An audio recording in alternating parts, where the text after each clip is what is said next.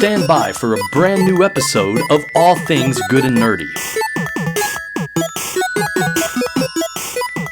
Good afternoon, everyone, and welcome to episode 492 of the All Things Good and Nerdy podcast, recorded live on Thursday, July 7th, 2022. Yes, I got it right this time and didn't say good morning like there's almost 500 episodes of muscle memory with. This was very difficult. I am Chris. Joining me today, I am joined by the usual band of misfits. We'll start first with Mr. Anthony Bachman. I'm your number one fan. This scares me, I think. It should.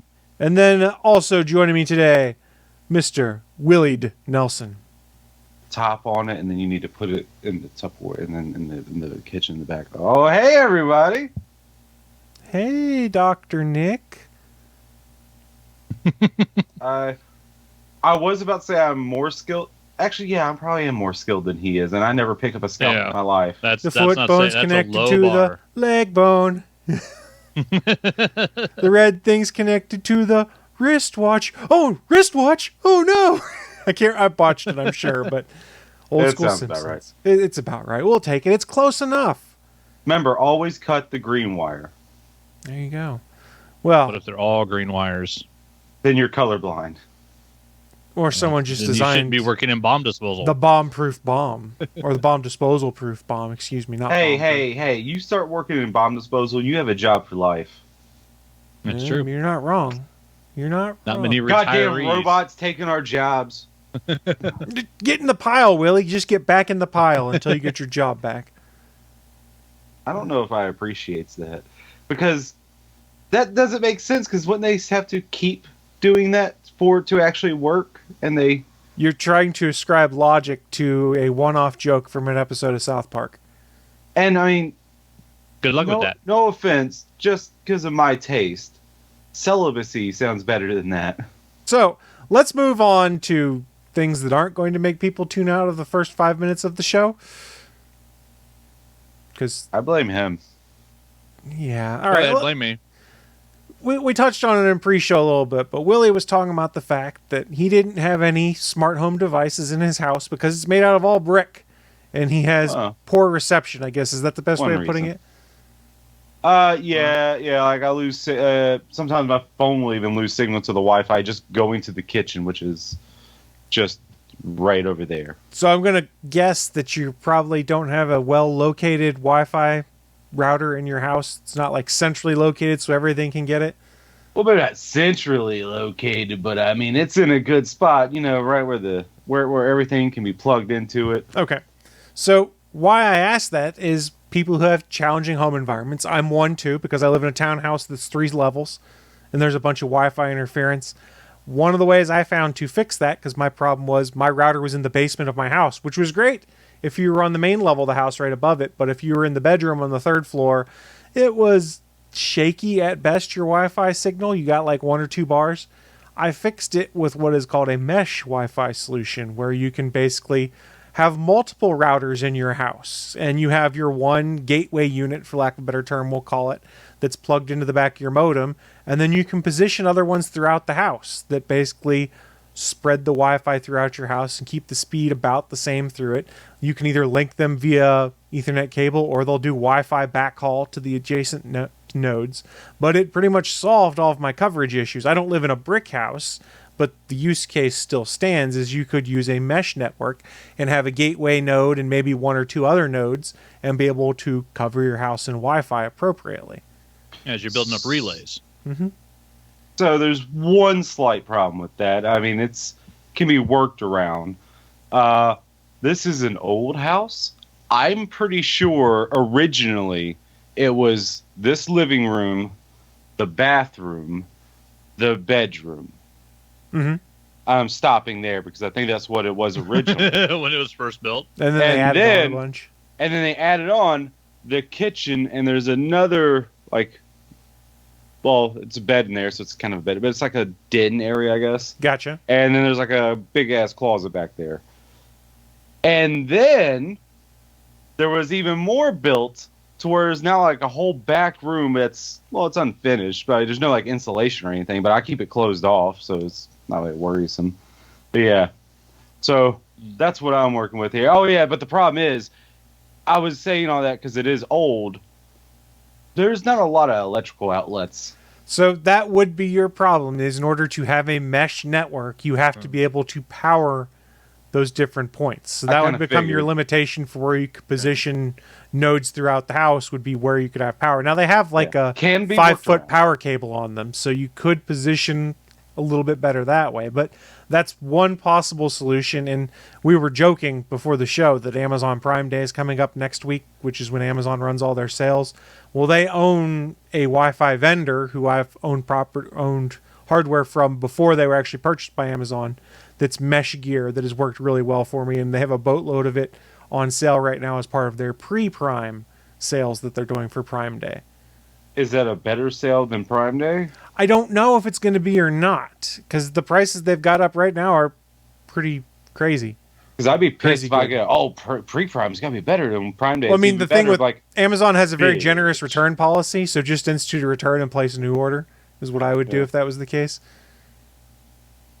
But still, I mean, but they've got hardware that just came out like within the last calendar year that they've got like 40% off right now for Prime Day. It's kind of for the pre-Prime sale, so it's kind of crazy. So, and I'm not saying you have to go with the Eero solution like I did. Google has their own version. They call it their Nest Wi-Fi, or Netgear has their Orbi setup. There's a variety of different mesh Wi-Fi vendors out there that will allow you to be able to have better connectivity in problematic environments. So by having some relays put throughout the house, you can reduce the effect that there's brick walls that's killing your signal, because as long as you can get a decent signal to that node, then that node basically blankets the area and Wi-Fi around there and backlinks back to the main node. So it's been really good for me. I'm getting really solid speeds through my Wi-Fi right now in every part of my house, because I have overkill right now. I can explain offline why I have overkill, but for the 3 floors of my house, I have 4 units right now. So think like diamond shaped is what I've done. If you think Mr. 3 floors over here. Well, it's a townhouse. That's because his wife puts him in the basement. Yeah, and I'm over here. And I work in the 2/3 when I walk into my kitchen because my head can scrape the ceiling if I'm wearing shoes. That's a separate problem, of course. But so why I bring that up is to say you might want to look into some mesh Wi-Fi to make sure you've got coverage throughout the house. And one of the nice things is, I know the PlayStation 4, for instance, has shitty Wi-Fi in it. What a lot of people have done is take one of those mesh nodes and put it in their entertainment center, because it has 2 Ethernet jacks in the back, and then they can plug their PlayStation into the Wi-Fi node, and it gets basically wired speeds then, because it's not using the Wi-Fi card in the PlayStation, it's using the mesh network. If you're using Wi-Fi for any current or last-gen consoles, what are you doing with your life? I'm using Wi-Fi in mine, and it runs just fine.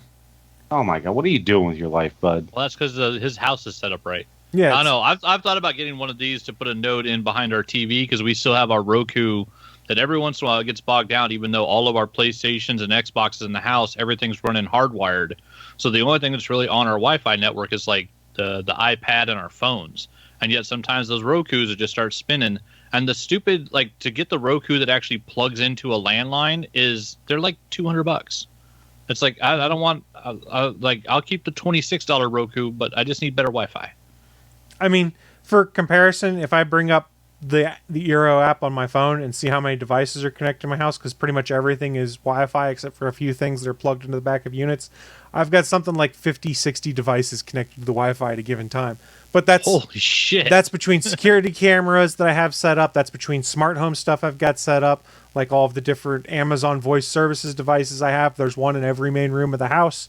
There's all now we know Google why Assistant. Chris can't grow hair. Why do you need it in every room of the house? Because that's how I control everything in the house. I control all my lights that way. I control my television that way. I control calling people that way. I control playing media that way. I've hooked everything up so that most of it is controlled via my smart home.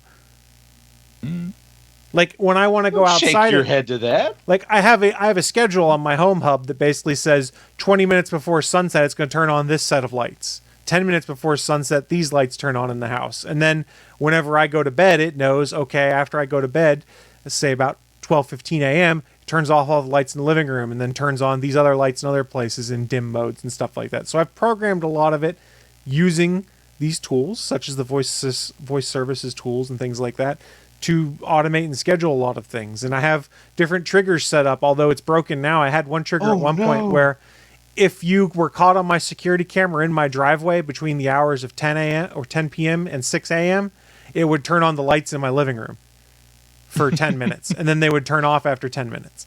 So that if it was out there putting a dildo on a car, turns the lights on. Well, we actually had an instance, and I caught him on camera, of someone in our neighborhood who was going through and breaking into, I say breaking into cars, but that's probably a strong way of putting it, who was going to every car that was parked outside and finding the cars that were unlocked to try and steal stuff out of them. Just checking the door handles. Right. So for perspective here, I have a camera that's mounted on the front of my garage, so it looks out at my driveway and sees the whole road. And they literally came up, pulled and stepped into my driveway. Those lights turned on. It got their attention. Then they saw they were on camera and pulled their hoodie further over their head and walked away. Came back later and then tried to open the door to my wife's car when they realized nothing was happening, but it was locked. But I had them on camera.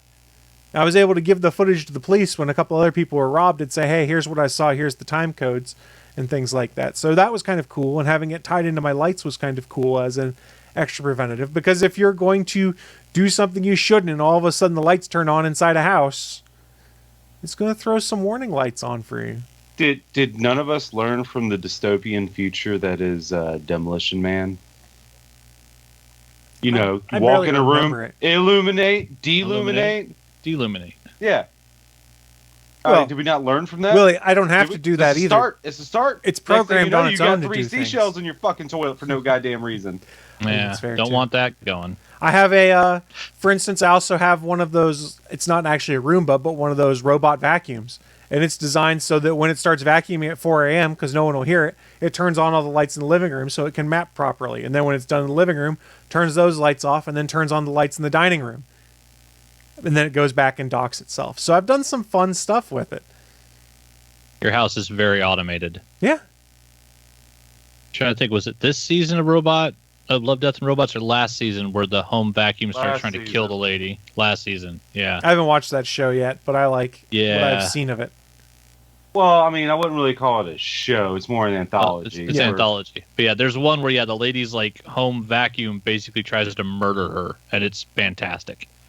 Because it's a perfect utopian society, and then all of a sudden the machines go haywire. Excuse me. Good one. I'm going to need to call off the show right now. I need to go learn how to hack into things for no particular reason. Chris just might not show up next week. You're going to attack him with his house?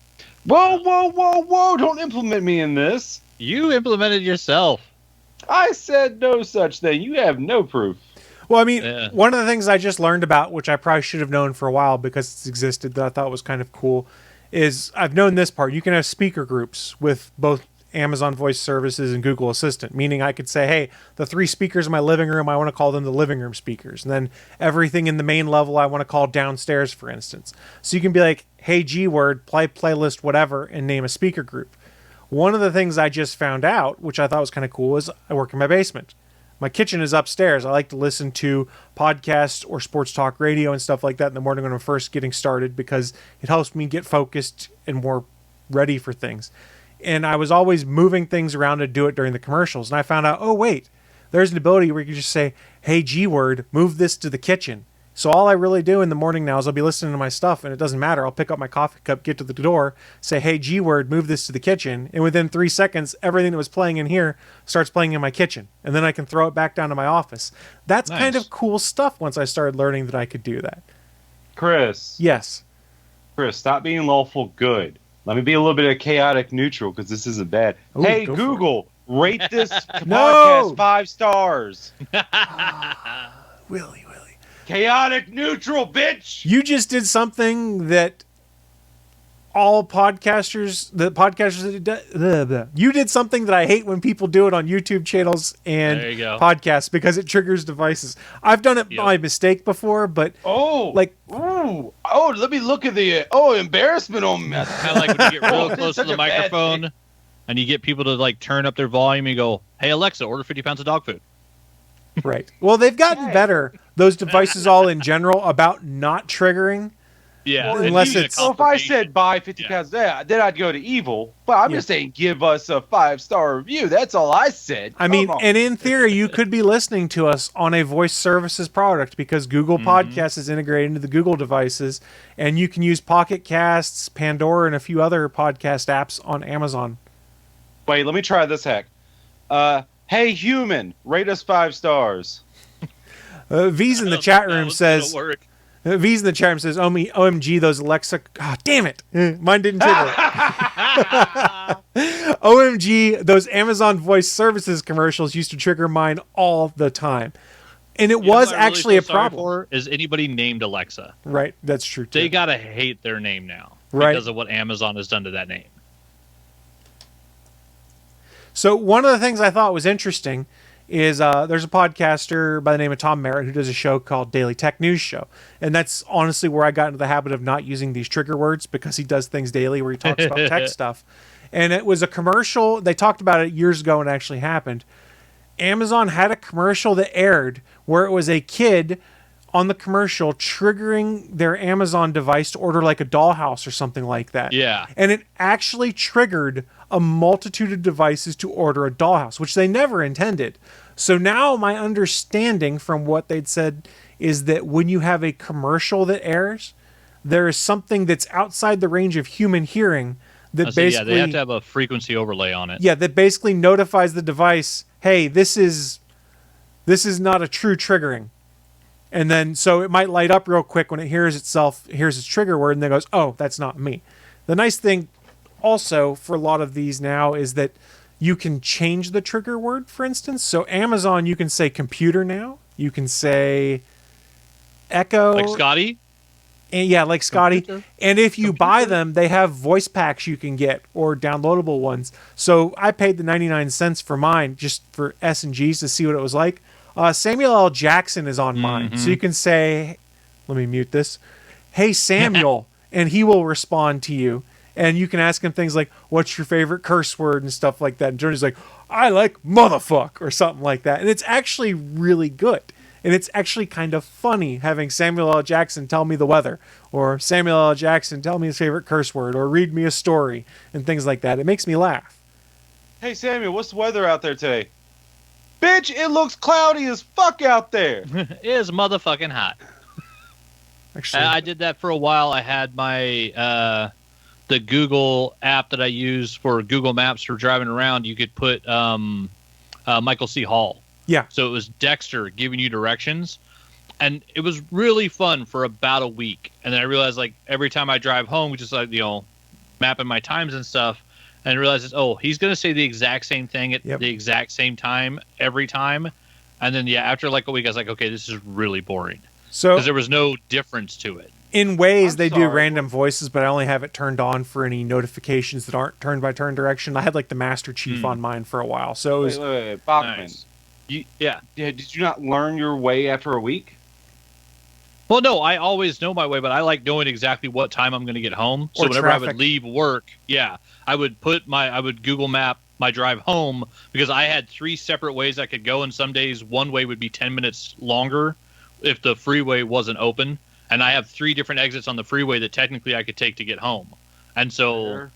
I had a weird path home to where sometimes driving the same way back and forth, it could cost me half an hour every day.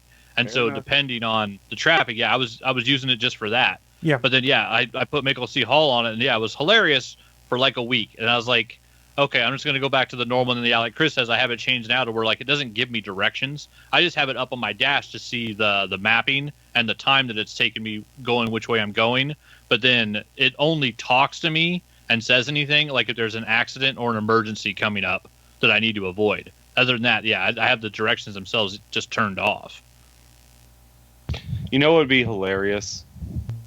If instead of a celebrity voice actor, just speaking into it, what if we get, I don't know, they probably want it. Let's say Chad Kroger. Does anyone know who Chad Kroger is? Lead singer of Nickelback. That is Yes. correct. Now, what if it said, up ahead, take that left? That would be pretty good. That would be the funny. whole band. I mean, I'm not just talking about him. I mean, the whole Nickelback. Just every time you have a turn come, you hear strumming coming up. Like, it'd just be fucking hilarious. I think they should do one like that. I mean, I don't know. With the new rise in popularity of a 30-year-old song by Metallica, maybe they could get some Metallica instructions on a new one. The dumbest fucking thing I saw about that was someone asking, "What song is that?" Well, okay, that is dumb. They say it's the lyric. They play the song title in the lyrics that they said. I do have to give it to them though, because I know we're not talking about what I'm into yet, but the most metal concert of all time. I played a Metallica song on top of a trailer in hell for a bunch of bats. Oh, I thought you meant one that you watched. No, I'm saying for a character trying to do something that's very metal, Eddie did the most metal concert of all time. Like he wins, like Eddie wins. Like that was badass. That Double Fine did Tim Schafer. What the fuck it was that game? It was Jack Black was the voice. Oh yeah. What was that called? That was probably the most metal game ever. Oh, it was a metal game. It was a very metal game. I can't think of. I see it. I can see the styling of it and everything. I just can't. It was basically like what the name of it was. What the heck? What's the? It was name an of their RTS. Band? Yeah. What's the name of their band? It's like their band as a video game. Band? Oh, Tenacious D. Yeah, it was like a Tenacious D as a video game. Yeah, that one was fun. I remember. I think I rented it. I really liked that one. It was a fun game for a weekend. My head's just not coming to it. I know I can just look it up, but no brain. I know it's there. I can see it. It's like the fog keeps clearing out for a second before it envelops it again. Fuck, what is it? Keep going. We'll give Willie a chance to figure that out while we pivot on over into the news. Brutal. Live from the ATGN studios on the internet. It's the news of the week.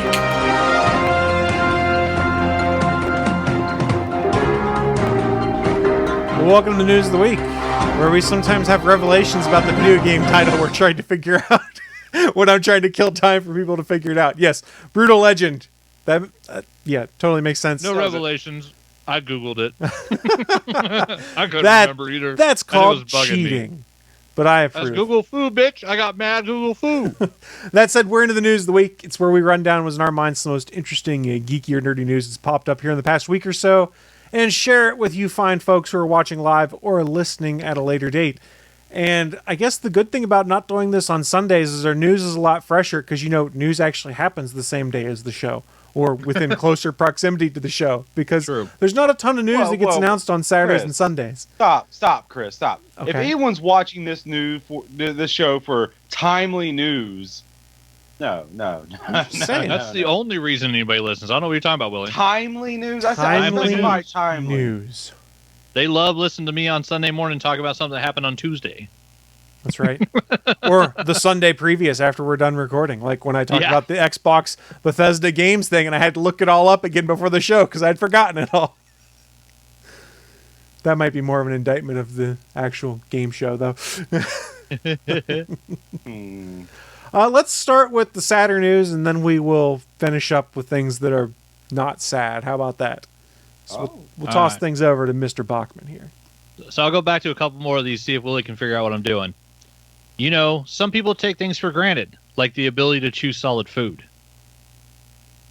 That sounds familiar. I know I've heard it. I just can't place it. Let's see. It's definitely a one-liner. Is it a Schwarzenegger one-liner? No. Close, though. In the same movie with him. To get over my divorce, I got a prescription to live at the Playboy Mansion for a while.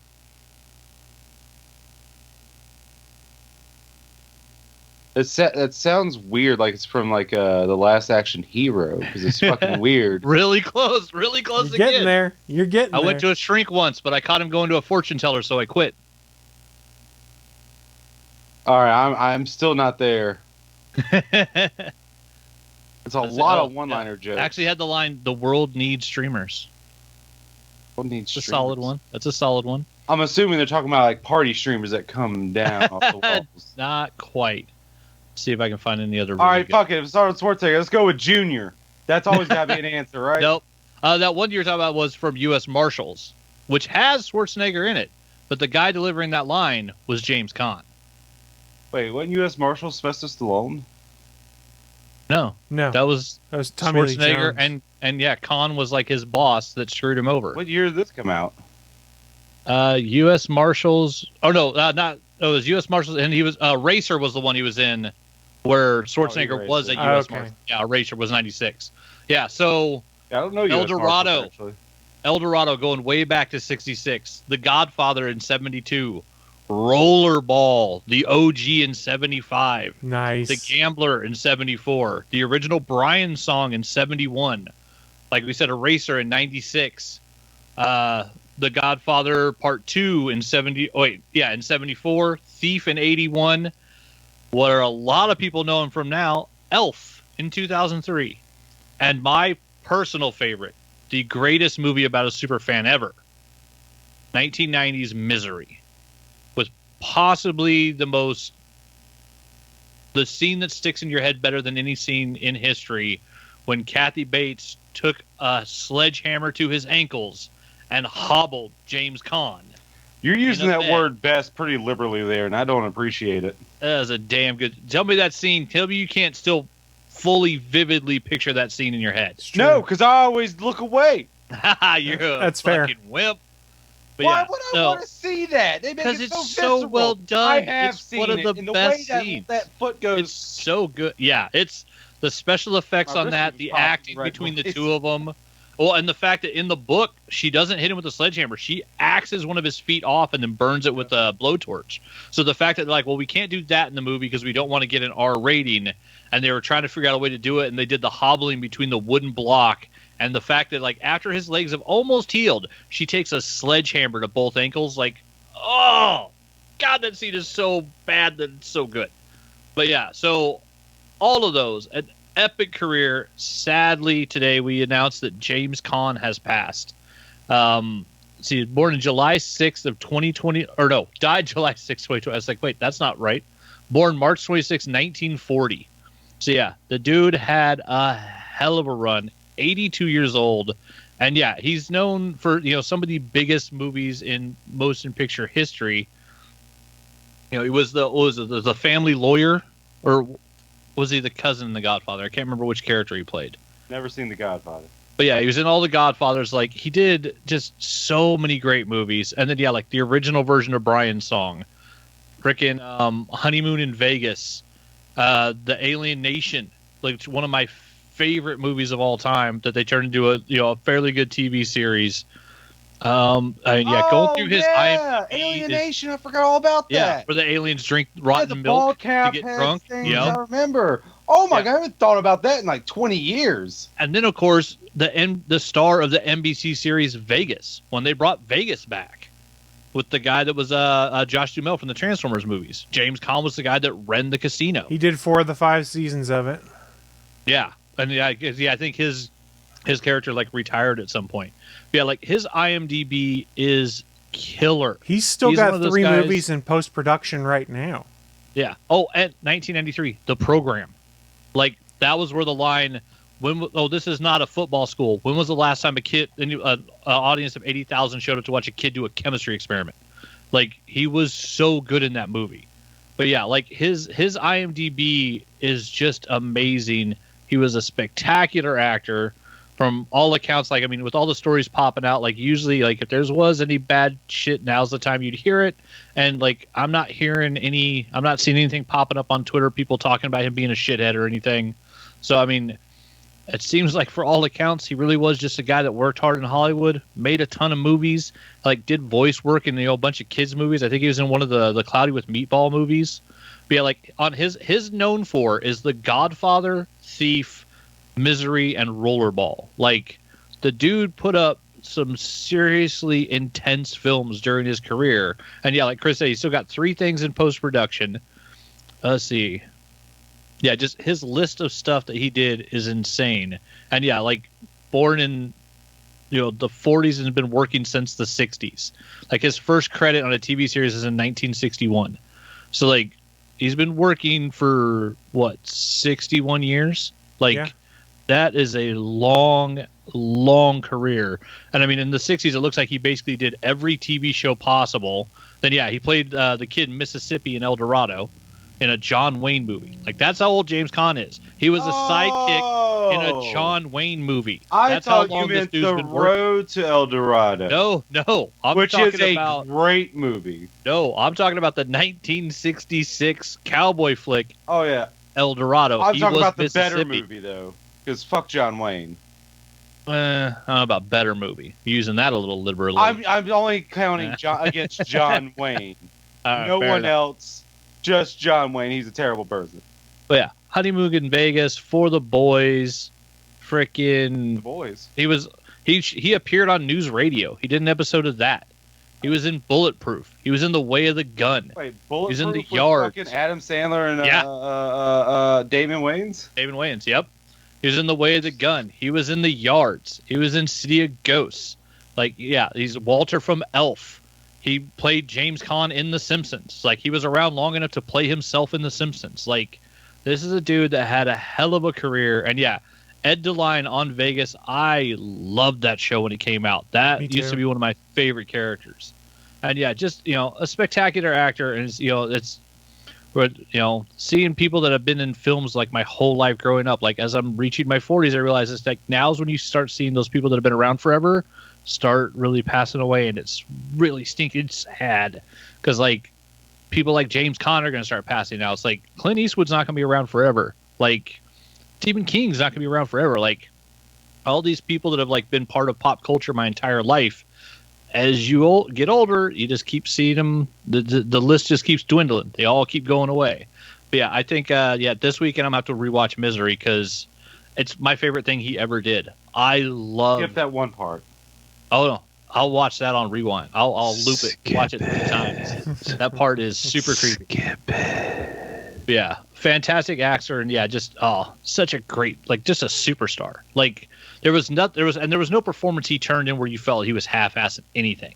Like the dude was fully intense. Almost, it seemed like every minute he was on camera. Like there was no like easy roles. There was no lackadaisical. It's like, oh no, if you want a James Caan, you're gonna get James Caan. Like, oh shit, here we go. But yeah, so my news of the week was sad, but go celebrate the man's life. Go watch one of those badass movies. And yeah, if you want to, celebrate by watching a badass movie, you have a really long list of films to choose from because the dude worked and he worked a lot.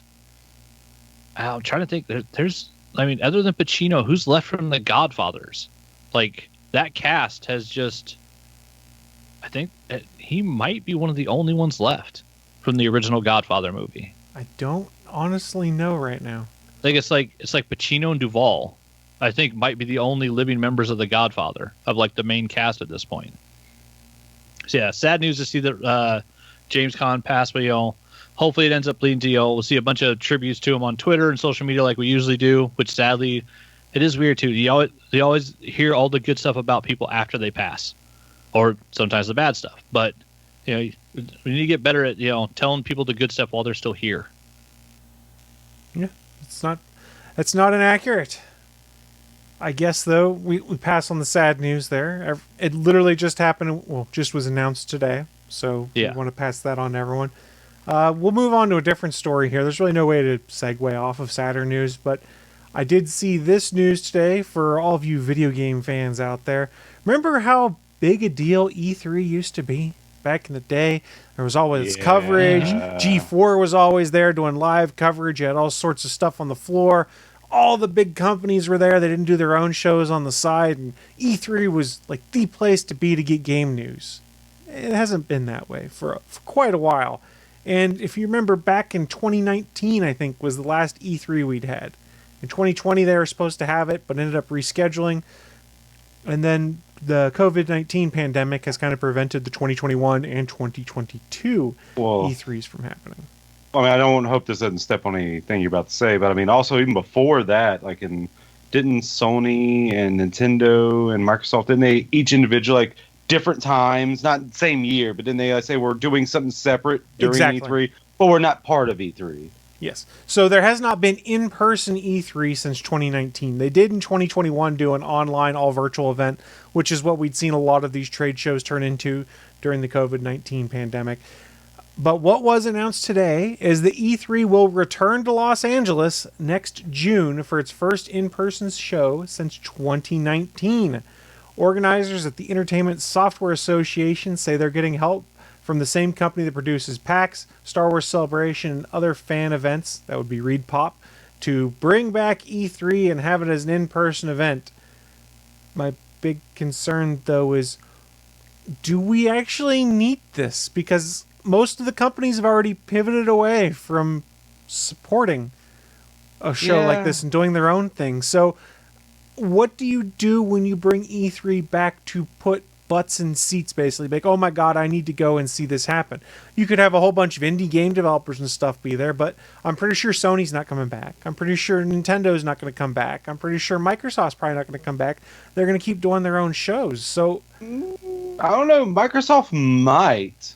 The other two I don't see, but Microsoft might. Didn't they, like 2018, do their own event that was outside the E3 hall in like their own auditorium they had? So they were there but didn't actually do anything direct at E3 or something to that effect? Or am I remembering wrong? I mean, all three of the big, all three of the big ones, they've all done it individually, like, you know, at different times. I think Nintendo has, like, they are notoriously not at E3. Am I wrong in that? I don't think so. I mean, we also need to remember too that, you know, Jeff Keighley, who has been associated with E3 in the past, they didn't do E3 since 2019, really. I mean, they haven't done a ton with it and is flagging. So they do Summer Games Fest now. Mm. Do you know what I enjoy a lot more than I ever have of E3? What's that? The Video Game Awards. Okay. I've enjoyed those way more than I've ever enjoyed the E3. So I'm not going to lie, I'm kind of glad it's been dying. Unless what? Is there more to that sentence, or? Oh, I was waiting for Chris to go. Oh, I was going to say, I wasn't sure what you're saying, but the article I have here on Polygon.com has more details saying the ESA and ReedPop have not announced which exhibitors will attend, but say more details will be shared in the coming months. They did also say there'll be a streamlined and secure media registration process for E3 2023. But it'll be interesting. This is what Polygon says. E3 2023 will directly compete with Keighley's Summer Games Fest next year.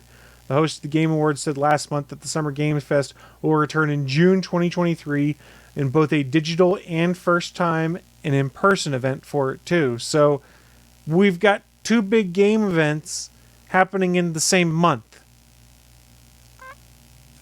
I don't know. Whichever one happens first is probably going to do better, I would guess. I honestly don't know. And I think it might. I like video games. I enjoy seeing coverage of them. But two massive events within potentially 2 or 3 weeks of each other, I think might be overkill. And if I remember correctly, wasn't E3 the one that originally started out as a trade show and then slowly turned more into a convention? Yeah. To where it wasn't for the public. It was for, like, you know, tech bloggers at most. But it wasn't like, let's bring in general public and show them things. It was, let's bring in people that know tech and work in the computer and video game industry and show them what's coming out next year and the following year. I mean, and I guess it also comes into play, too. The big dream of going to E3, like when everyone used to joke about, like, oh, I'm going to go to E3 one day. At least for me, when I was saying that was 10, 12 years ago. We're to the point now where pretty much anything at E3, they're either going to stream live on YouTube or Facebook or TikTok or Twitter or any of those, or they're going to post it right after they announce it there. So you can basically sit in your computer chair, sit in your recliner and be like, okay, I'm going to watch the E3 coverage and I don't need to go out there. It's why some of the press had started trailing off on that, because the big events on stage are all covered online. It's the getting a chance to play a new game or a beta of a game on the floor of the convention that still remains. And again, yeah, it's like the only draw. But even now, they're still putting like early betas out in a lot of these games and stuff like that. So for me, like let's think back to 22-year-old Chris, who was like, oh my God, it'd be so much fun to go to E3 for 3-4 days, just get to sit in and everything, go on the convention floor and try everything. Now I look at it and go, well, you could go, but 90% of what I would see there, I could see staying here, and I don't have to spend the money to fly out to LA, and get a hotel in LA and get transportation while I'm in LA and things like that. So I don't know. Maybe I'm just old and cranky and don't want to go places now. I hope that their return to doing E3 in person doesn't mean that they dwindle what they put out online when doing these kind of events, because I honestly think you get more goodwill and you get more buzz by doing these shows and sharing them online, and then you get all of the analysis from podcasters and bloggers and random person X for like days afterwards. That was what was kind of cool about the Summer Games Fest and things like that, is what they split it out over, what, 3-4 days, Willie? Was that, you're muted? I've been muted this whole time. Yeah, I think it was like 3 days. Could have been 4. Right. But, So you've got everything split out, so you get multiple days of coverage. People kept talking about it, and you're to the point now where like Microsoft's doing multiple shows a year. Like they did their own Xbox Bethesda event. They're doing their own event at James Caan that's going to focus on the next year's worth of games and stuff like that. All these companies are kind of doing their own thing now because what they sort of learned around COVID shutdown time is, hey, you can put all this stuff online, and it's a lot cheaper for us as a company too, because we don't have to travel out there. We just produce the video, and you also don't have to necessarily worry as much about, oh shit, we're going to show off this game, but it just crashed on the main console. We got to flip over to the backup real quick. Stuff like that. I think one of the fascinating things is you go and watch some of those documentaries that come out about like big game reveals that came out at E3, where it's like, yeah, we had it running on 3 different boxes, so if one box crashed, we could flip over to the next one real quick. And they basically scripted things out where people are doing their live demo on screen, so there's like 1 or 2 people behind the scenes that are following those exact same movements. So if the screen that they're playing on and projecting crashes, they can flip over to the other, and those movements are still going. It's fascinating stuff. I think one of those was like the Halo 2 documentary I watched online, talked about doing something like that. So you put it in a controlled circumstance of, yeah, we're just going to put together the video. Okay, the game crashed. Let's just re-record this part of it, or let's edit it out and put together what works. well, I mean, that reminds me of a story, actually. When Uncharted 4, they had a live demo of that game come out. I think it was during an E3. And their controller or something stopped working, so Nathan Drake was just standing still at this one part in this market. But like, oh, we're just showing off the background and the interaction of all the people. Yeah. But no, they let know stuff was happening. In fact, they even they had fun with it too, because if you go do that and stand in that spot for like a minute or something, you get a trophy in Uncharted 4. Okay, that's fun. I forget what it was called, nice. but yeah, it's just something fun, like perusing just at the same spot. market. Yeah, because it was right after a cutscene, so you didn't really have to. But as long as you just didn't move for like a minute or something, the trophy would just pop in there. I forget what it was called. Probably some fun nod back to it. Technical difficulties or something like that. Nice. That's fun, and that's a good way to have a laugh with it. So I don't want people to think I'm just crapping on the idea of E3 coming back, but I kind of am more thinking of, is it really necessary to have the event that we remember? Because you're never going to be able to recapture what we had back in the day, and we've kind of proven that you can pivot to doing most of this stuff just online only, and don't have to have the big trade show for it. Man, now you got me thinking, because now I can remember a lot of moments that happened during E3 that like are like people make memes out of. Like there's that one joke back on I'm gonna make fun of Sony for a bit. Oh, go for it. it. I forget what game it was, but it was like for PS3, and they're like, yes, this game's gonna be following kind of a history of what was going on around this time, and then like a minute or so later, and now giant enemy crabs hit him in his weak spot for massive damage. It was so stupid like that. I vaguely remember something like that. And hey, it wasn't E3 where we got Bill Gates and The Rock on the same stage. I don't remember if that was E3 or if that was the announcement for the original Xbox. I can't remember if that was at E3 proper or not. See, and that's what I've been thinking about too. Is like it used to be the big reveals for like comics and some movies was at Comic-Con. San Diego Comic-Con in the middle of summer every year, and like it's been shut down for multiple years. They tried to do an online one last year that wasn't hugely popular. It's coming back this year for the first time ever, supposedly. And so, but at the same time, it's like, well, we know we're not going to get anything big Marvel there because it's not a Disney-owned event, and we already have D23, and they already have Star Wars Celebration. So Disney already has 2 of its own annual conventions. So they know they don't need to pay to get a booth at Comic-Con.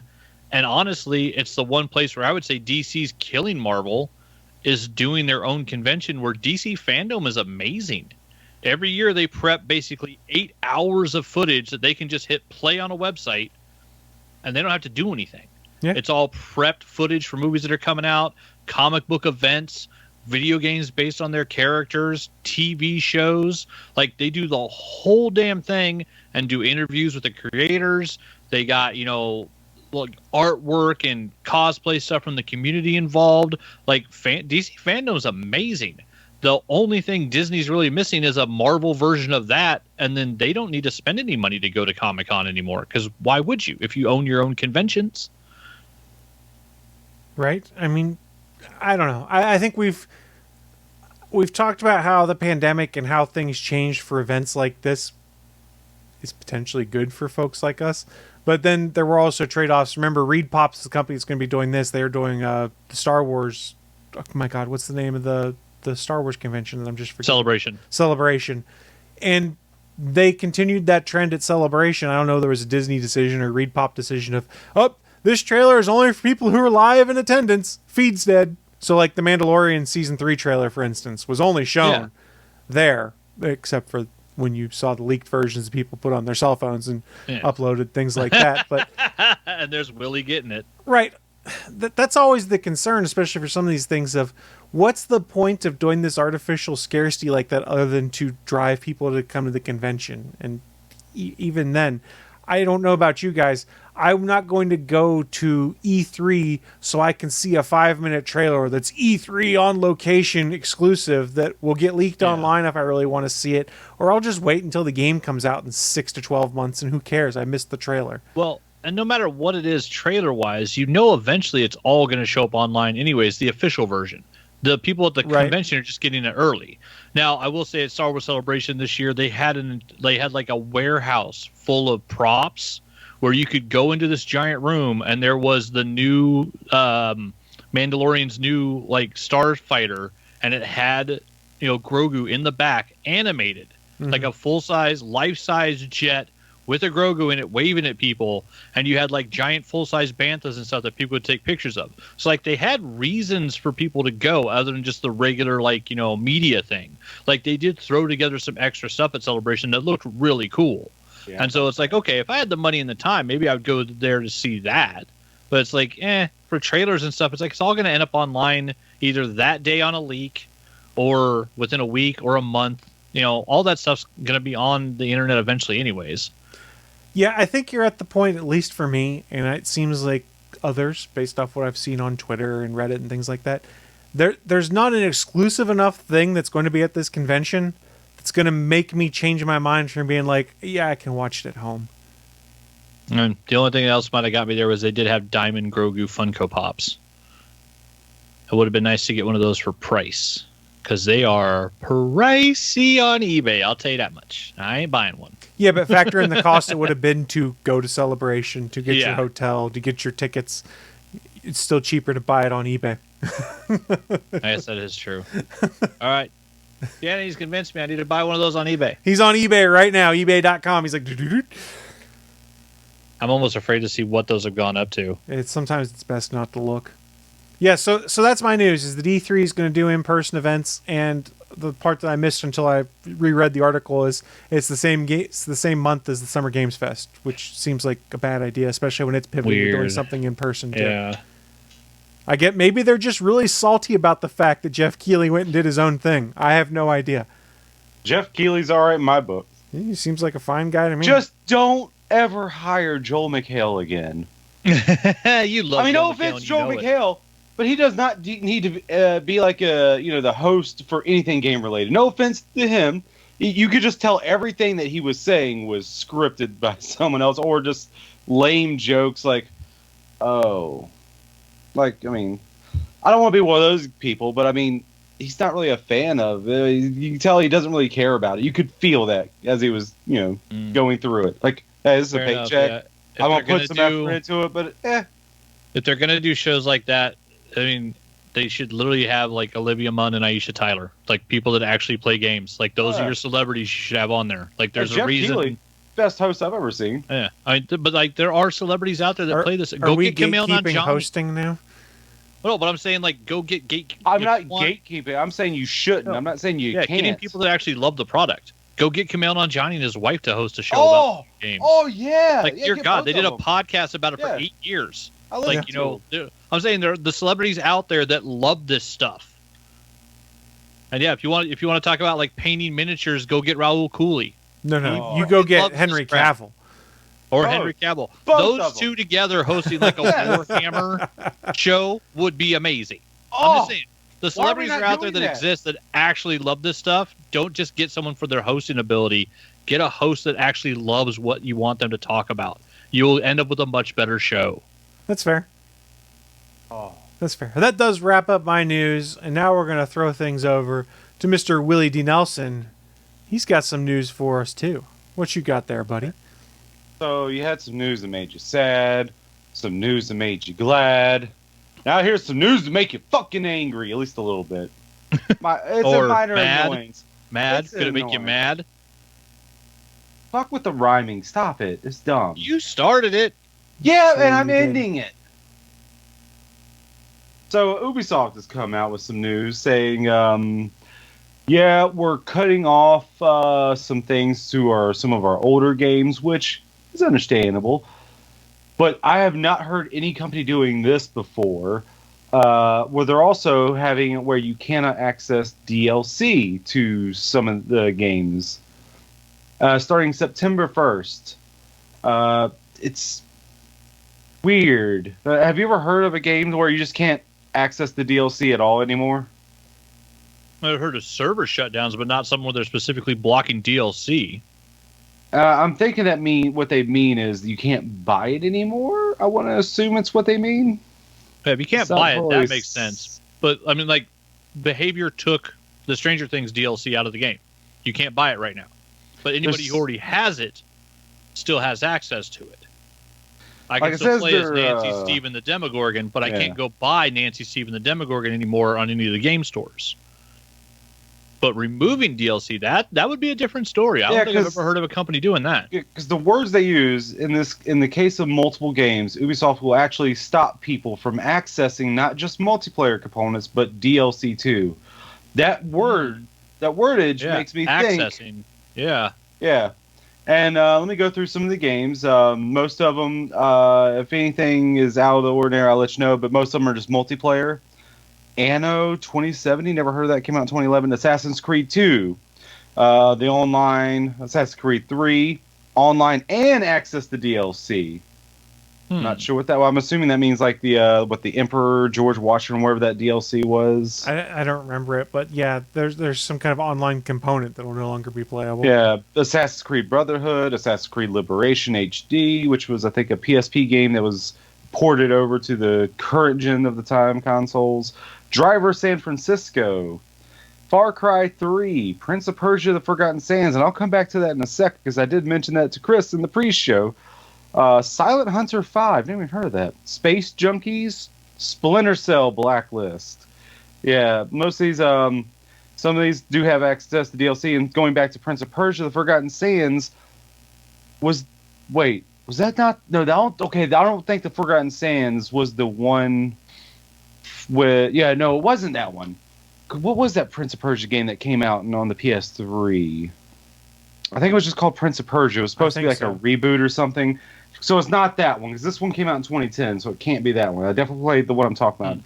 Because to the Prince of Persia game that was like a reboot or whatever it was, they had DLC that was the true ending of the game.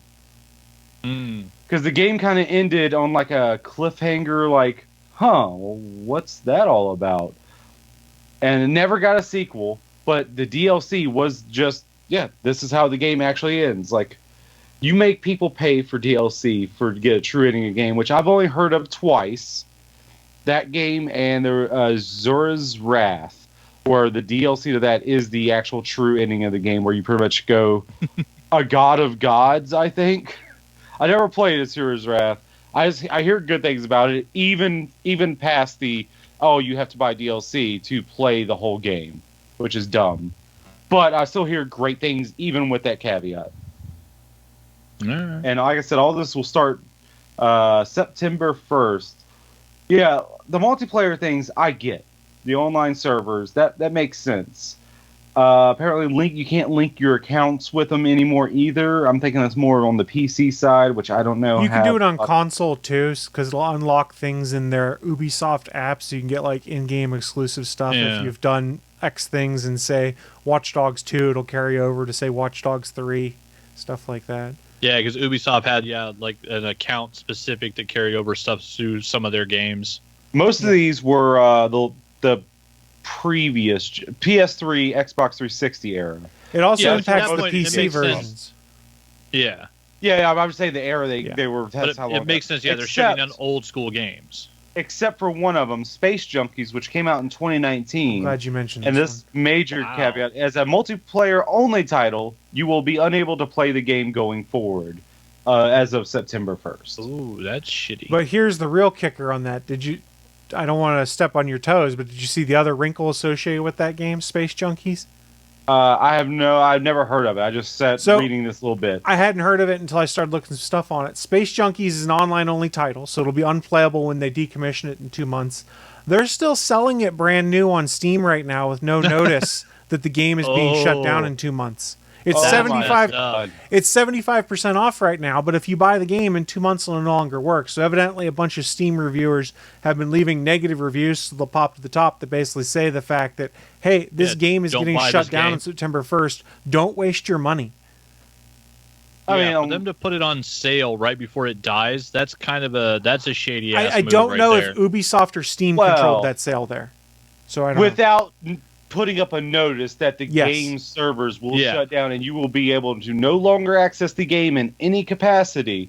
Without, Yeah, 'cause if they said that that should be a yeah, warning. That's on you. You should. Yeah, know, that should be a warning right above Oh, the yeah. 75% 100%. off banner. Yeah. As soon as you click buy, it should pop up saying, "Hey, this game you won't be able to play this game Yeah. after two." Yeah, you have on this 43 date. days left to play this game, and then it's going to be gone. It shouldn't Yeah, Are be you up- sure you want to buy? It shouldn't be up to Steam reviewers to effectively review bomb Exactly. it so that you know. Yeah. Because, yeah, that's weird. Because, I mean, I know I've had that happen with games where, like, City of Heroes was one that I loved. And then eventually it got moved to there's one private server that I think still works. And you had to be, like, a super active, involved person playing the game to get invited to that server. But Palladium shut it down. And then the same thing happened with Champions. Both games where you got to, create your own superhero and then run around in a city playing a superhero. And then, like, I think it was Cryptic was the one that did City of Heroes and City of Villains. And so, yeah, like those servers all got shut down. Oh, it was Champions was the other one. So, yeah, it was City of Heroes, City of Villains, and Champions.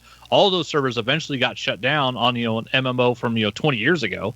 But it's like, eventually it's like if it's a fully online MMO, you figure at some point the company's going to stop supporting, just keeping those servers on because they're not making any new money. It's just people that have been playing those games for 20 years that want to keep playing them. But yeah, like City Heroes, I know for a fact there was a private server at some point where it was the one last way to get into Paragon City was getting entrance to this private server. You could play it on there. You can't play it anywhere else. I mean, Hey, Bachman. games do eventually shut down if they're an online service. Guess where I first heard City of Heroes? Hmm. From E3. From I mean, E3? it's Nice. quite possible. There's Well, another interesting thing. when it I was What do you mean announced, it's that was big possible? I news. told you that's a fact, and you're saying, "Oh, it's possible." I ought to smack you on your bald head. Go for I'm it. not sure we believe your 20-year-old memory, is what Chris is saying. There's another interesting thing here in regards to the DLC where they said after this date, PC will lose access to all purchased DLC, while console players will only lose access if they start a new game. If you've previously redeemed DLC while playing on PC, it's no longer available.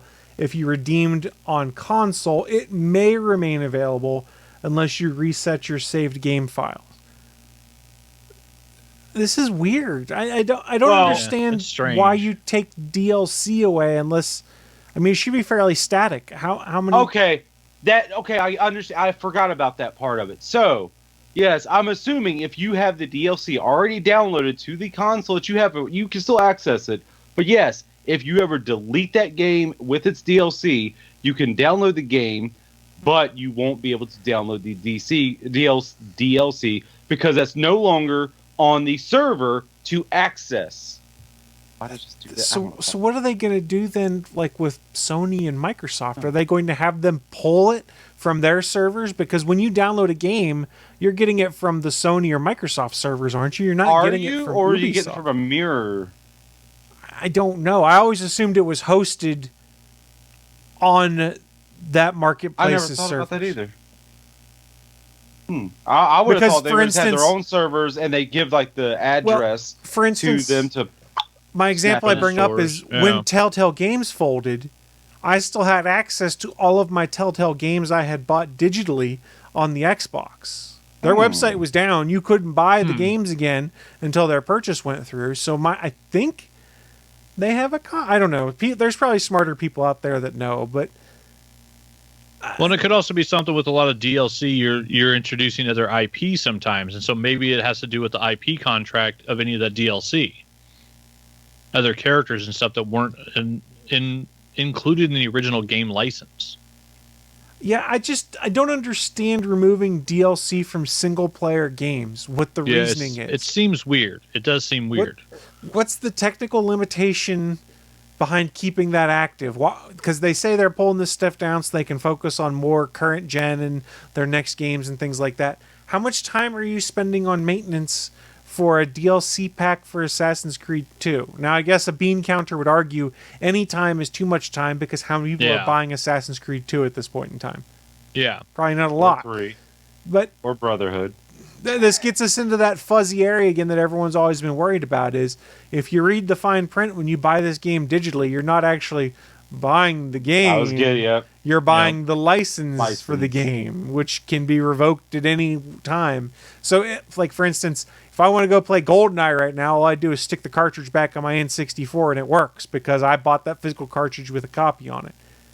If I want to go play DLC Pack X for Assassin's Creed 2, I guess I'm good until September 1st, and then it goes away. I say, if I want to go fire up Anthem, I can at the moment, but pretty soon, We just don't know no when. more flying around on my Javelin. I mean, that's the weird thing with that one is, like, everyone knows it's happening, but EA just pretends like the game doesn't exist. You never hear anything talked about on it. It's the red-headed stepchild, man. They just act like it's not even there at the little kids' table at Thanksgiving. Yeah, I mean, in a similar way, I know it's going to happen at some point in time. All these digital movies I have on my account, it's going to go away at some point in time. That website, that service is not going to last for my lifetime. It's going to probably change hands or something. Like, I'm Changing hands happy. is fine though. I remember I had Fandango movies, I had Flickster movies, I had Ultraviolet movies, and then Movies Anywhere. Movies Anywhere comes out and basically buys up those services and puts them all into one thing. And now basically in my Vudu account, I have access to pretty much everything except for a couple of my films that I have on iTunes and in my Google Play. Well, yeah, I found movies that like the Warrior, the Tom Hardy one. When that came out, the digital code was for either, I think it was Flickster or iTunes at that point. So I put it on my iTunes. I was like, what the hell? It doesn't matter as long as I got it. And then now it's like the one movie I own digitally that isn't with all my other movies. Right. But I mean, there's a chance that those could technically just completely go away. But the odds are, like, it's going to be the service is going to get bought up by someone else. It's going to bundle it, and it's eventually become like, part of your library on your Netflix account when you log in is going to be all your digital movies that you own. Like, it's going to end up somewhere. Well, I was also going to say that, like, I mean, I thought it was like, Walmart is technically was what owns Vudu. I'm like, owned. They no longer do. Oh, they do? I thought they still sold do. it. Fandango well, never mind. bought I'm it. gonna just shut the fuck up then. Yeah, No, Walmart Fandango no bought longer. it off of them. Walmart, I believe that's what it was, but Walmart no longer owns Vudu. So where it gets more interesting then is, and we've sort of seen this migration, is there's the whole Movies Anywhere service, but it only has like 3 of the 5 major studios. And what was cool about that is it syncs it between all of them. So something that's Movies Anywhere will show up in my iTunes account, will show up in my Vudu account, would have showed up in my Fandango account, stuff like that. When yeah, I actually V's Google bringing that who up in the owns chat. I Vudu, just noticed. it says parent organizations Fandango and Walmart. I thought Walmart sold it. Maybe I'm remembering wrong. Voodoo is American digital video store and streaming service owned by Fandango Media, a joint venture between Universal and Warner Brothers Discovery. The only reason I knew it was Walmart because you could sign in with. Okay, it Walmart says account or parent something. was Walmart 2010 to 2020. Okay. Yeah, so yeah, it pops up with both of them, but yeah, on the Voodoo Wikipedia. So yeah, it is now owned by Fandango, which is funny. Yeah, a joint venture between NBC Universal and Warner Brothers. So you want to talk about your movies eventually ending up somewhere? Peacock. It could end up that Movies Anywhere and your Voodoo account ends up being part of your Peacock login. It's possible. As long as I still have access to them, I don't care a ton going This is forward. why I try and buy physical that comes with a digital copy because look True. at the shelf. Me too. I know Yeah. you can't look at the shelf, Most but of I'm the I don't stuff- need magnets physical of that movies stuff. anymore, but I don't need physical games anymore. But I'm not giving up my love for physical DVDs because I can put a Blu-ray in whenever the fuck I want. Yeah, most of the time I buy the physical with the free digital copy, and I'll end up watching Yeah. the digital copy. But there have been a few times where they've done some of those digital sales where it's like, hey, you can get 3 movies for $15. That's how I fill the back catalog of stuff. I'm like, oh, I want to watch that one day. I'll pick it up when it's on sale. So I've gotten some. Yeah, you said that about Fifth Element. We know. No, I never said that about Fifth Element.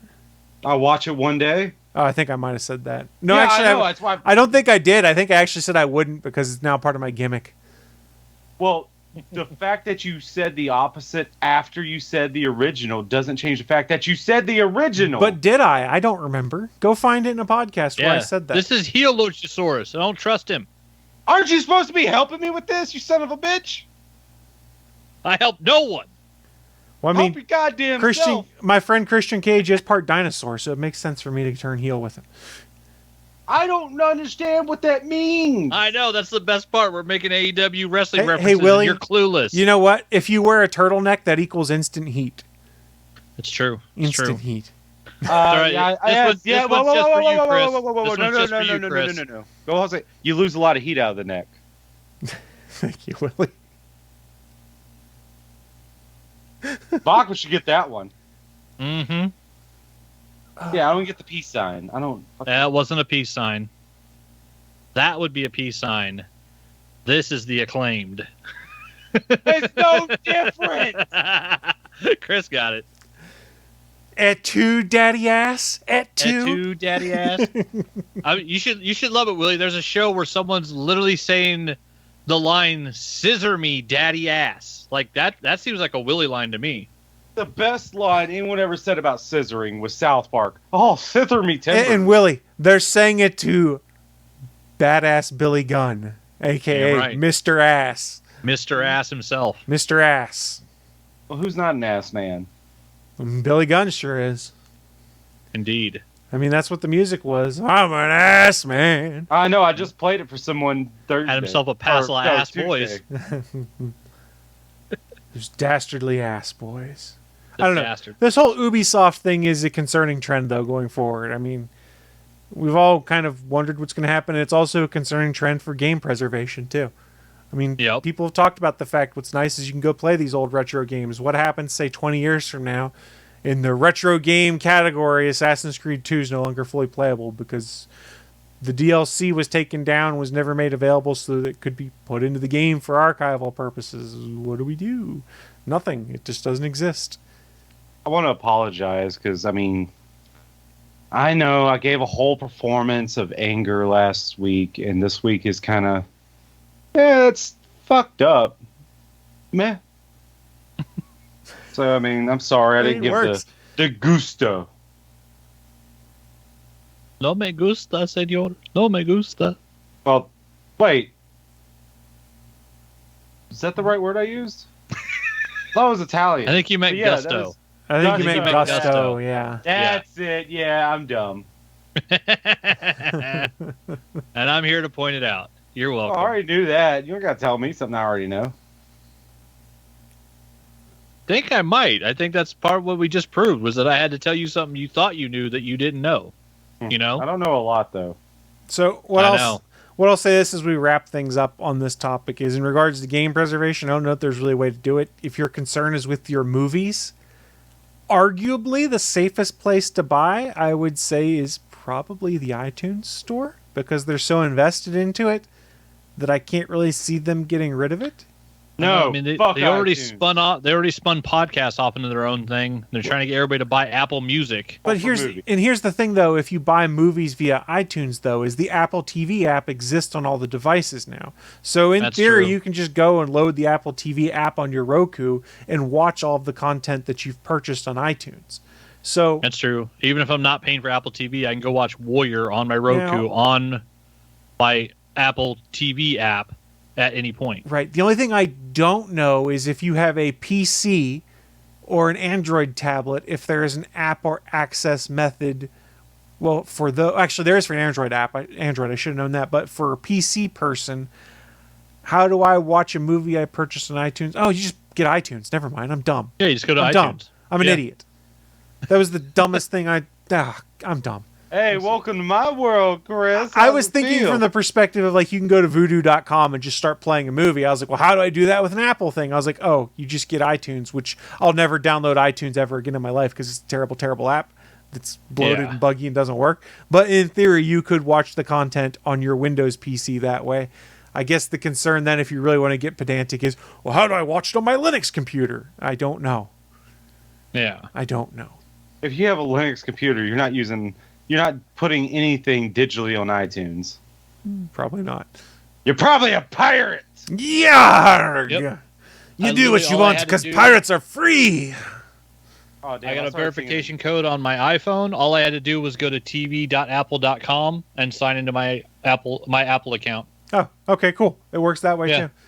Perfect. Yeah, you don't even have to go to iTunes. You can literally do it in a browser on a PC. And the nice thing I'll give Apple credit for is they do a lot of free upgrades to things. So it was if you'd bought these movies in HD, say 10 years ago, when it became available in 4K, you got a free upgrade to 4K, and it just happened behind the scenes. So that's kind of Nice. cool in that regard. And I have bought some movies directly on iTunes before. Most of them were movies anywhere, so I can watch them on anything. But yeah, that's the only thing I can think of. I wish we had something for games like that where you could guarantee their existence. But much like digital movies, Yeah. there's no guarantee that 10 years from now it still exists. I guess you could always just rip your own movies and build a Plex server, and that way you could get your stuff digitally. But then you've got storage and backups to consider, and bandwidth, in theory. At some point, we might get a service, might try it. Because, I mean, you know, there's all the digital marketplace right now is just different services fighting over, you know, a percentage of the pie. At some point, someone's going to try to do it with games. And if somebody nails it, if they get it right, if they have like the iTunes of video games or the Netflix of video called games, Steam. someone's. Well, right now at this point, I guess Steam For is like the PC, best answer it's for Steam. it. Oh, say, Yeah, only. it's PC only, but well, it's that's Steam PC Deck. and mobile only because they have their own mobile platform. They do but- have a console Yeah. / mobile platform, sort of, with the Steam Deck. Yeah, I mean, it's one of those things where, yeah, I mean, if they were eventually to open up to where you could somehow store your Nintendo and PlayStation and Xbox games in Steam, they could corner the damn market if they do it right. Here's the thing we know when it comes to old games. Being able to play those after the fact isn't hard when you're stuck in like retro stuff, because the ROMs, if you know where to look, you can find them and Yeah. you can load them on just about anything. And Pirate there's even some websites that are designed to basically be like, okay, hit this button, it just plays the ROM in your browser. I mean, and going for archival purposes, archive.org has some of those classic Apple II games and stuff that are playable via browser. You want to go play the Oregon Trail game that we all played in elementary school? Archive.org has it. It's playable in a browser. It's kind of cool. I just don't know what the right example is. I mean, if you want to guarantee that you'll always be able to have access to a digital movie, your best way to do it is to buy it physically, because then you own it, and if you want a digital copy, you then rip it and put it on your own server, and then you can Yeah. run Plex or Kodi or something like that, and you can watch it on any of your devices. I've got a Plex server set up that I played around with. I ripped a bunch of my DVDs to see how it would work, and I've got like some old seasons of TV on there, and it was great when the internet was down at my house because I cut the cable. The only way I can consume entertainment is via either disc or streaming the internet, and I was able to watch all the stuff on my Plex server locally because it was all served from a device that was on the local area network. So we still had all that stuff I'd ripped and put on there. Now, anyone that wanted to access my Plex server outside of my home would have no access because I couldn't upload anything. But it was interesting. Oh, That's Oh, some because the insight internet you was just down. shared, Yeah. Chris. No one has So the access question- to my Plex Text with server. someone. But more of what I meant is, let's say I was at Starbucks and I was getting coffee and I wanted to work on something. If I wanted to keep watching Community off my Plex server, I wouldn't have been able to do it because I had no internet at my house to At the time. send the video from. Nice covering your ass there. I mean, seriously, you can go look at all the logs on my Plex server. The only person that's accessed it is me. All right, give me those codes and let me look at your access. You want me to give you an invite to my Plex server, Willie? No, I don't give a fuck. Okay. I got all these movies over here. Yeah, I know your taste in movies. You have terrible taste in. There's not a ton of movies on there. It's mostly television shows and stuff like that. But if you want to go watch, Yeah, terrible taste. if you want to go watch the 1990s John Wesley Ship Flash show, I've ripped all that and put them on there. I mean, you also Got it probably on- have the got it Orville on on there. That DVD. should So tell do you I. about your taste. What's wrong with the Orville? I'm just joking. I have no fucking idea. It's actually a really good show. Yeah, You see, Orville's good solid. fact you like it. Speaking of, that moves us nicely into our last segment of what I'm into. It's when we share with you guys the geeky and nerdy stuff we've been getting into so that you can go check it out yourselves. And I'll kick things off. Willie mentioned the Orville. I'm one episode behind, but I watched an episode last week to get caught up to the episode that just dropped today as we record this. I haven't seen it yet. It's on my list. I'll get to it.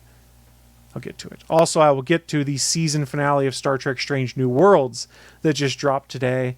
I got caught up on like the 3 episodes I had missed of Strange New Worlds over the long weekend.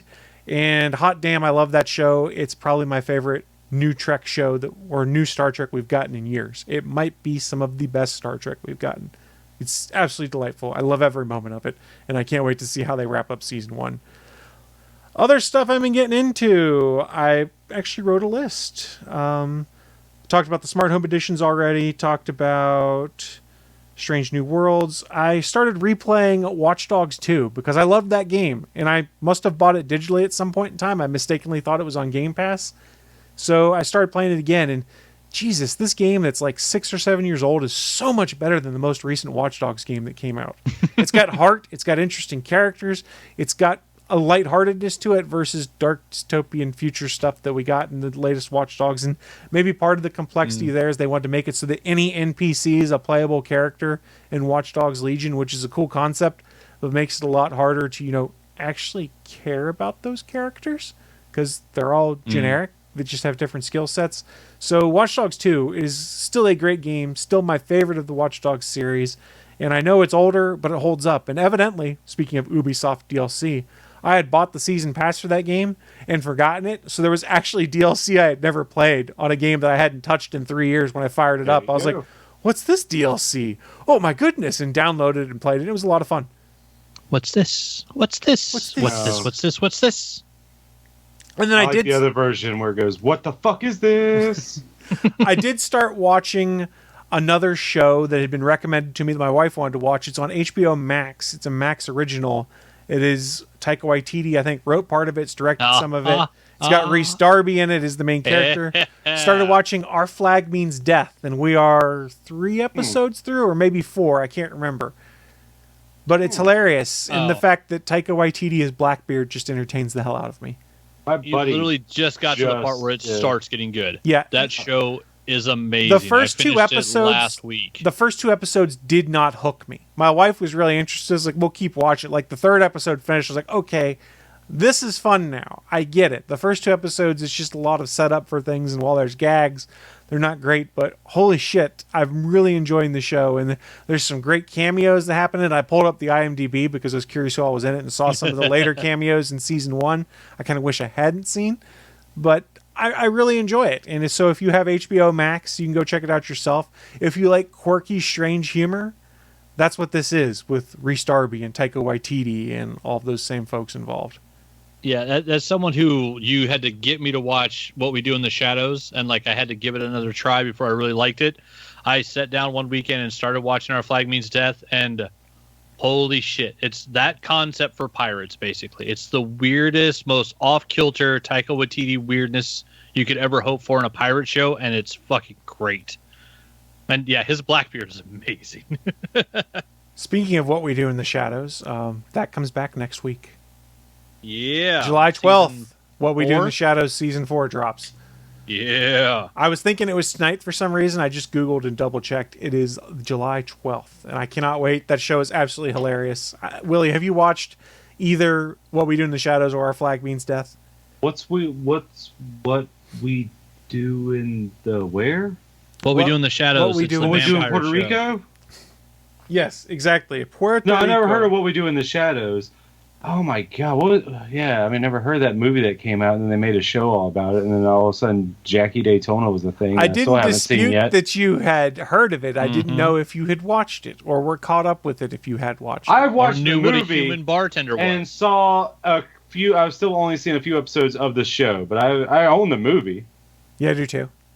I need to watch the movie. I haven't seen that yet. I've only seen the I show. have it physically and digitally. I only have it digitally. Sorry, Willie, I'm not as cool as you. I know not everyone can be. I know. What can you do, though? Yeah, it's over on my shelf. I actually alphabetized everything. Oh, my. All right, on that note, that's what I've been getting into. Bachman, how about yourself? What have you been getting into?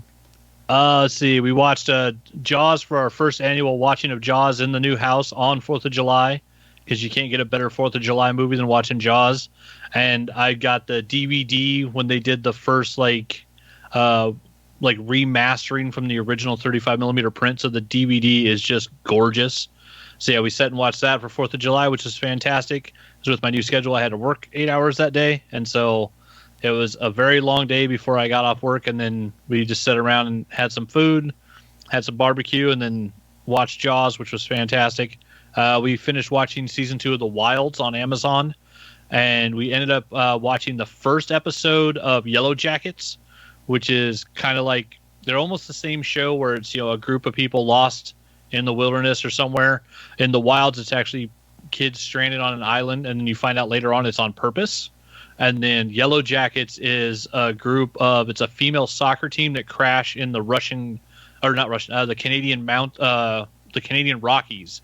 And you end up finding out during the first episode that they ended up being there for 19 months before they were found. So two strangely different shows, but at the same time very similar. I always reference the summer of 1989 when we had Abyss, Leviathan, and Deep Star 6.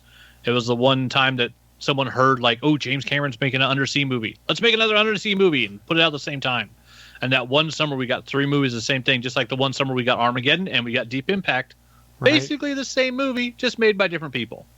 But yeah, so Yellow Jackets and The Wild seems to be that same kind of concept where somebody possibly heard about Yellow Jackets filming and was like, hey, let's do, kids on a deserted island, because that might pop off real soon and be real popular. The Wilds was cool. It was an interesting show. Some of the acting on it is spectacular. Just these very young high school age looking kids where it's not giving me that 90210 feel where they feel like they're 34 playing 16. These actually seem to be very young actors and just incredible acting all around. And then the plot itself is pretty good. It dips a little bit, but it was an interesting show. We finished 2 seasons of it. If it comes back for 3rd season, I'll watch it because it had a nice ending point. Yellow Jackets seems very strange, much more not adult, but just violent. You literally are seeing flashbacks to the events, and you're finding out in the pilot episode that some of the girls that lived basically turned into a cannibal cult and were tracking, hunting, killing, and eating other girls that were in the mountains with them. So yeah, What's it he is supposed to do? Yeah, you gotta live somehow, right? But yeah, This is the way. Is a creepy looking show, and it was a really interesting pilot. And yeah, some of the actresses that played the grown up girls is really impressive. It's Juliette Lewis is in there, Christina Ricci, 2 or 3 other really solid actresses whose names I can't remember, but it's got a solid cast. It was a really interesting pilot, so I'm looking forward to possibly watching that whole season later because it's now all available on Amazon Prime. But it's something where we just finished The Wilds, and now we need to watch something that's a little more not quite so crazy. I think we watched the first 5 or 6 episodes of, what the hell is it called? It's Alan Tudyk's new show on NBC, Resident Alien. Oh, yeah, on Sci-Fi Channel. Yeah, an alien pretending to be a human and a doctor, and it's hilarious because it's Alan Tudyk. And he's a human great at everything. And a doctor? He's trying to be a human doctor while actually being an alien who's not good at being much of anything. And yeah, he's so good at being goofy. It's just amazing. And then I ordered a couple of things that got by having watched Face Off for far too many. We've watched like 7 seasons now in a row.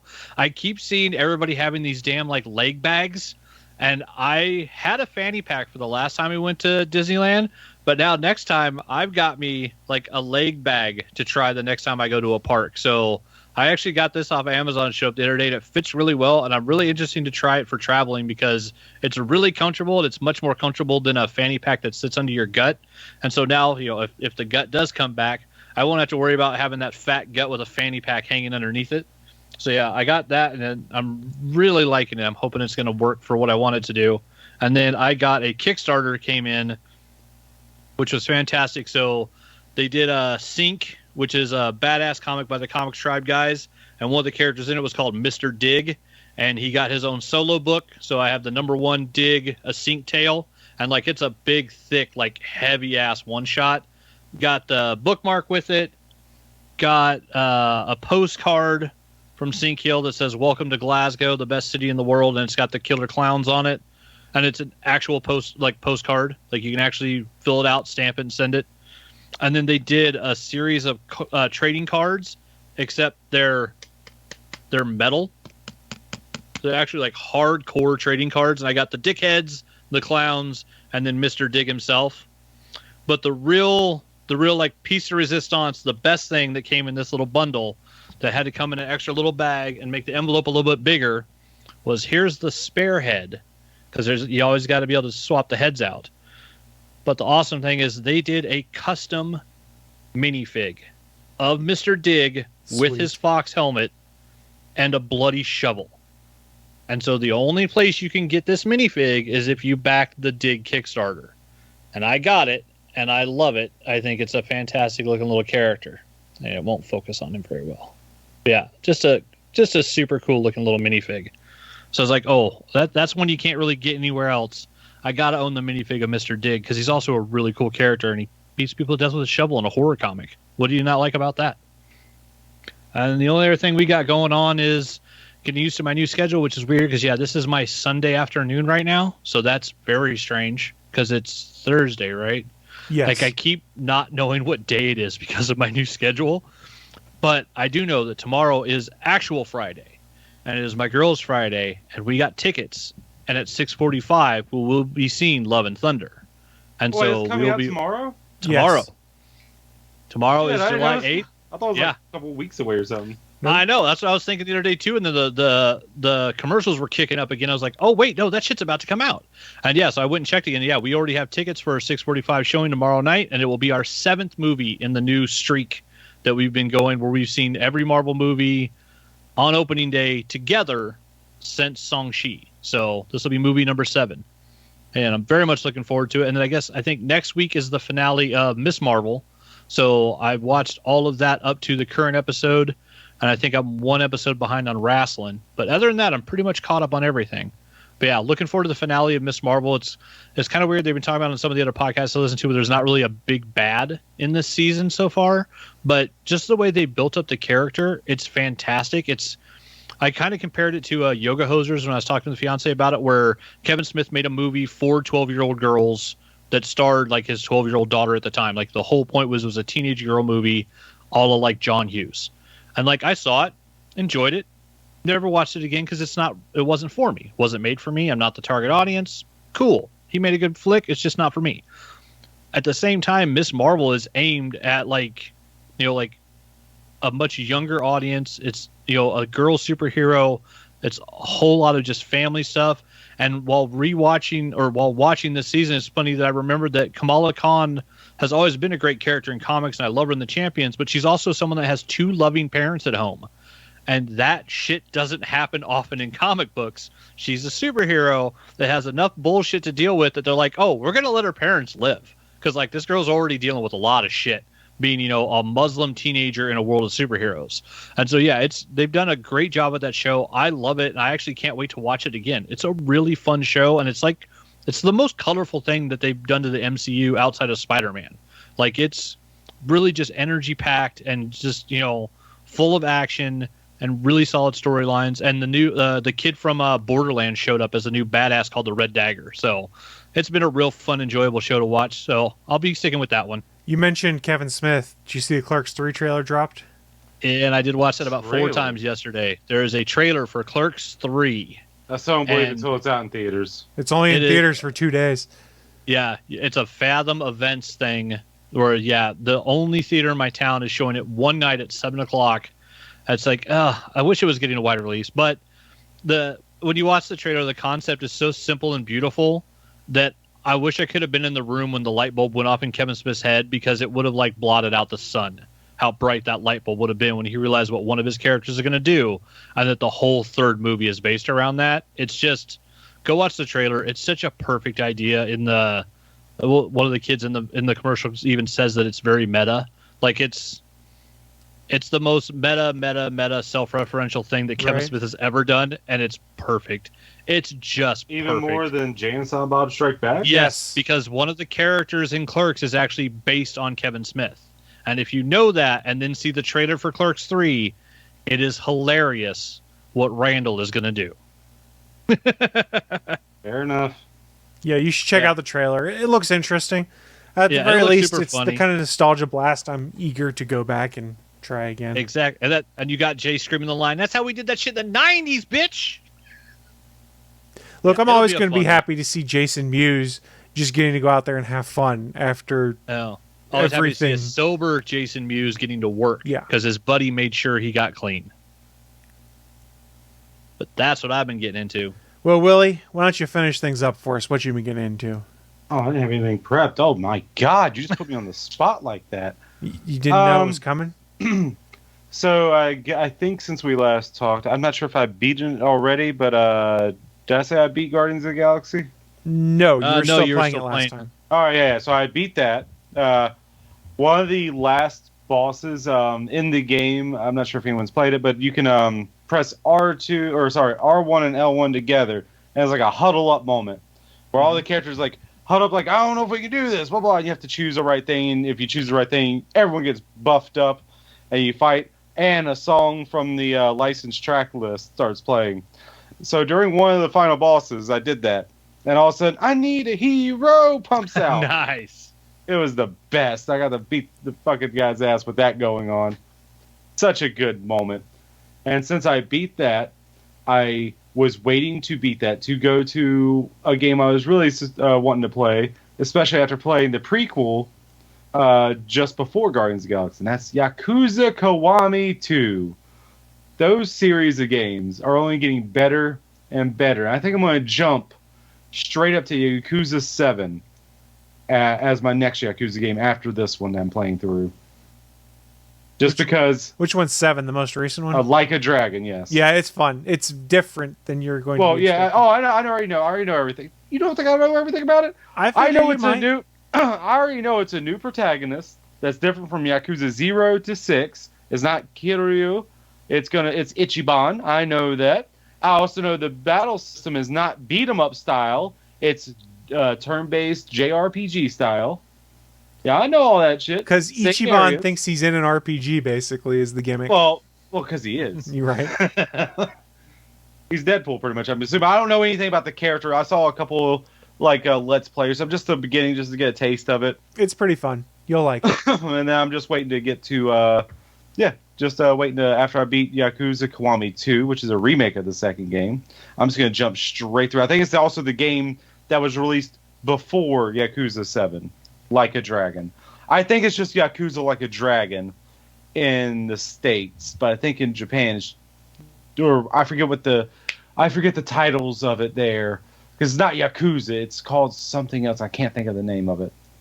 Ryo, something. I I have can't no remember. idea. Sorry. Jinko, something like that. I can't remember. I Jinkos. want to see it. Yeah, Jinko brand Jinkos. Mm. Yeah. Other than that, got the shelf up together. Got all my DVDs and 4K Blu-rays in alphabetical order up there. Some of the games I found: PS2, PS3, PS4, GameCube, Wii, Switch. There goes some Xbox games, some PS1 games, some DS games, and a Vita game up there. So yay. And I thought I would have more space than I have up there. And I don't know if I can fit all my DVDs up there. That's We'll figure that out. Time for more shelves. Figure That's that always out. my I answer. just got this shelf and it was a bitch to put up too. Get more. If I didn't anchor it to the wall on the top, I don't think it could support its own weight. Oh, jeez. Yeah, this shelf looks cool, but functionality, I wish it could at least just hold itself up. But yeah, had a buddy over who told me last night about that show you guys were talking about earlier with Blackbeard. I can't think of it off the top of my head. Something flags. Our flag means death. Dad's death flag. Got it. Is this the new gimmick? What? Ask us what something's named, then change the name. I'm no, okay but with this gimmick. It I might do entertains that. me. Did I do that before? I asked if it was a new gimmick, so. Oh, not really. I didn't know if I did it before, and this is like the second time. I was like, is this going to be a new thing? That's why I just didn't know. I think you've done it a couple times today already. Well, because to be honest, I didn't realize I was doing that. Not going to lie until you said that. Plus, it's the problem of naming things now. What we do in the shadows. It's true. Our flag means death. The yeah. unbearable weight of massive talent. Everything, everywhere, all at once. I did buy that. I haven't watched it yet. These titles are very strange. I'm getting it tomorrow because I saw it was at the store. I was like, okay. Everything, And I'm everywhere, gonna all get at it once is one of physically, the best movies ever. digitally. And the unbearable weight of massive talent should be Willie's theme song. That whole movie is his theme song. I'm going to pick it up tomorrow and finally watch it. You still haven't seen it? Oh, you're gonna cry with joy when you Stop see this talking movie. about it. We're done. I don't even want to chance it. No Yeah, spoilers. that's all I'll tell you. You will cry with joy with this movie. You are going to love it so much. You tell him, Steve Dave. Mm-hmm. That's right, fanboy. Shit, fuck is faster than Walt Flanagan's dog. So here, let me see here. So I played Yakuza 2, Dead by Dead. Oh, that's what I want to mention. I almost forgot about that. So I got another platinum trophy last night and was very happy about it. Got it in the game Wreckfest. Didn't even think I was going to get the platinum in that. So I was like, oh, only got one trophy left? What is it? Oh, that's it? I just have to do all the things in the campaign mode thing. That's it? Just got to go through all the missions? That's it? That's easy. I mean, it wasn't easy because the game is a little bit bugged. Some of two of the missions, it's for the longest time I couldn't do because one of them you had to unlock a limo. The limo's not in the store. You have to earn it from another mission and complete that. But I had done that. So I'm like, why is it not there? Apparently, you have to go and rebeat that same mission for it to jog out this glitch because it's not working right. That's annoying. And I had to do that again because the last mission was a double decker. It was pretty much it's a car and it has the frame and body of a Beetle on top of it. So it's a double decker car. And yeah, I had to go re-get that one. And it still didn't work, and I had to re-get it again, and it finally let me do that last mission. That's when the platinum trophy popped, baby. Nice. I thought you were going to say you got a platinum on DVD. I was like, how the hell could you possibly do that? That's insane. Yeah, I mean, I gave up on that a long time ago. Yeah, well, I think the triple blink by the nurse is still in there as one of the things you have to do. Is that possible still? I think it's possible with the iridescent add-on, but hitting a triple blink attack with one of them, you have to do it 50 times. Yeah, so the one for the Huntress is through 1,000 hatchets.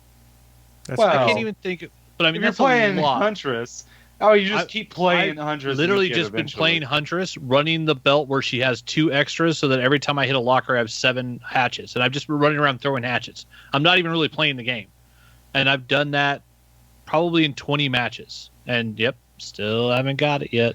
Oh, after this little bit of tiny matches, I've been throwing 7 at. Oh, come on.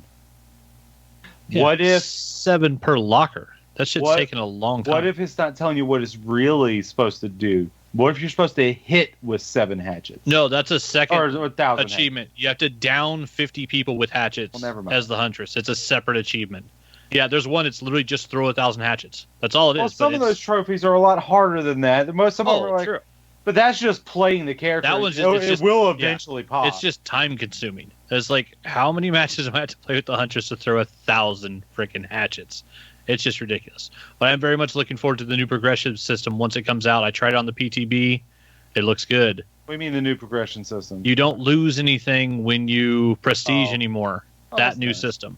Yeah, that's on the PTB now, so hopefully within the next week or two. Yeah, if you get a character to level 50 and then you prestige them, the level 1 version of their perks go to every other character you have. So either every other survivor, every other killer. Yeah, and then from that point forward, well, and it's going to take, they're saying mathematics-wise, it's supposed to take out 75% of the grind. No, it adds more grind. You have to prestige characters 3 times to get that third perk instead of just getting to level 45. Yeah, but you used to have to prestige the character 3 times and then go buy all of the perks. And now, every character that I already have that's prestige level 3, if a new character came out tomorrow with the new system, that new character on my account would start with 15 level 3, 7 times 5, 35 level 3 perks. All right, I'm gonna stop you right there. You play many different characters. I play one character. I play Dwight. That's going to make my grind a lot more than what it should be.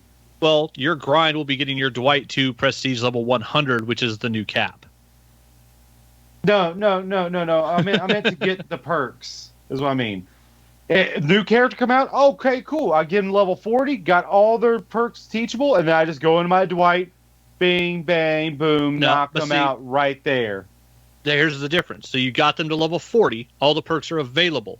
Then you have to go into Dwight's Blood Web, empty the one you're already on, and the new one's going to pop up with 3 level 1s available. And then you're going to buy those. And then you have to do another Blood Web to level 2, and another Blood Web to level 3. Now, instead, you take that character, instead of going to 40, you go to 50, and your Dwight instantly has all 3 of those perks, at level 1. I have to go to level 150 to get all the perks is my point. That's what I'm talking about. The end-game, not the fucking beginner, just a... No, you have to go to get you the perks faster instead of going to level 40 and then going through 9 blood webs. So 49 blood webs I would have to go through in the old system. Now I have to go through 150 no matter what. I'll see, those of us that play more than one character are going to be well off. And if you're still screwed, that's on you. Play more than one character. Go fuck your mother. No, thank you. Yeah, I see you laughing down there, Chuckles. I thought it was a funny line. It is a good line. What else you been getting into, Willie? Willie? I said it. Tell him Bachman he goes to fuck his mother. That's what I've been getting into. But yeah, I'm done. I can't think of it. That's all. But yeah, boom, I'm looking at it. Yeah, the Quarry's still fun.